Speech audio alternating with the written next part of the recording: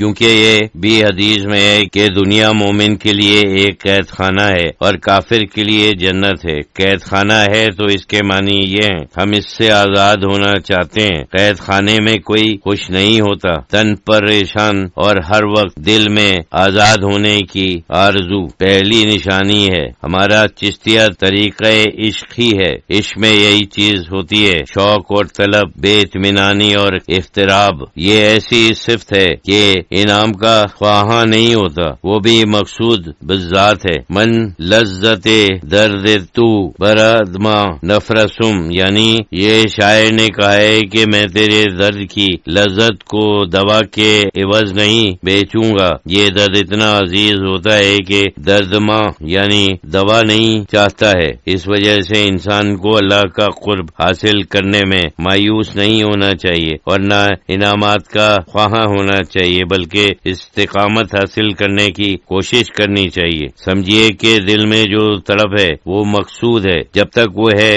سب کچھ ہے۔ اللہ تعالیٰ فیاض ہے، کریم ہے اور انعام دے گا، لیکن وقت پر دے گا اور تمہاری حیثیت کے مطابق دے گا۔ اس میں اگر کوئی شک کرے تو یہ اللہ کی صفات سے انکار ہے۔ اللہ کریم ہے، کریم کے معنی یہ ہیں کہ اپنی حیثیت کے مطابق اور اپنی ذات کے شایع نشان وہ فیاض ہے اور دیتا ہے۔ اللہ تعالیٰ کی ذات وہ لام انتہائی ہے، لیکن ہمارا ظرف محدود ہے، وہ ہمارے ظرف کے مطابق دیتا ہے اور جس وقت ہمارے لیے مفید ہے اس وقت دیتا ہے۔ اگر وقت سے پہلے دے گا تو ہم بھول کر سب کام چھوڑ دیں گے، بجائے اس کے کہ ہم عشق کی اور منزل طے کریں، مغرور ہو کر چھوڑ دیں گے، کیونکہ عشق، غرور یا تکبر ایک دوسرے کے بالکل برعکس ہیں اور ضد ہیں۔ عشق میں سراپا عاجزی ہے، تکبر کی گنجائش نہیں ہے۔ یہ ایک عجیب بات ہے کہ ایک حدیث میں آتا ہے کہ جس کے دل میں ذرہ بھر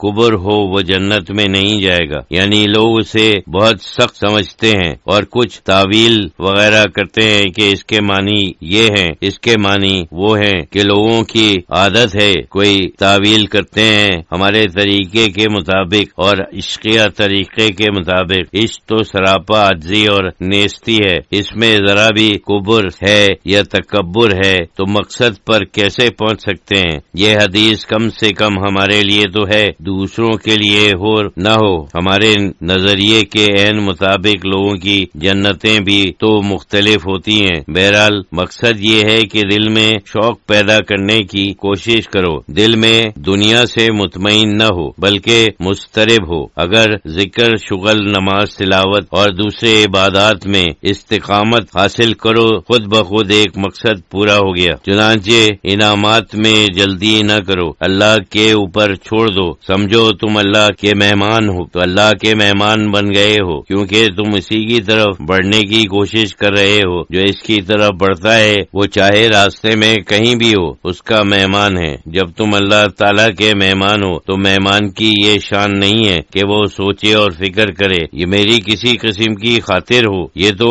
میزبان کے اوپر ہے۔ سمجھو شوق خود اللہ تعالیٰ کی طرف سے انعام ہے، اس شوقی کو غنیمت سمجھو، اسے کم نہ ہونے دو۔ انعام کا وقت آئے گا لیکن استقامت کے ساتھ اور صبر کے ساتھ آئے گا۔ آگے بڑھتے رہو، اس میں کوئی کمی نہ ہوگی۔ کوئی واقعی عاشق ہے تو مکان سے باہر گلی میں جگہ مل جائے گی تو اس سے بھی وہ خوش ہوگا، اس کے دل میں کوئی خواہش پیدا نہیں ہوگی۔ اگر اندر بلا لیا جائے تو صحن میں، دالان میں، جہاں بھی رکھا جائے اسے شکایت نہیں ہوگی، اس کے دل میں عشق ہے، گلہ نہیں کرے گا بلکہ خوش ہوگا۔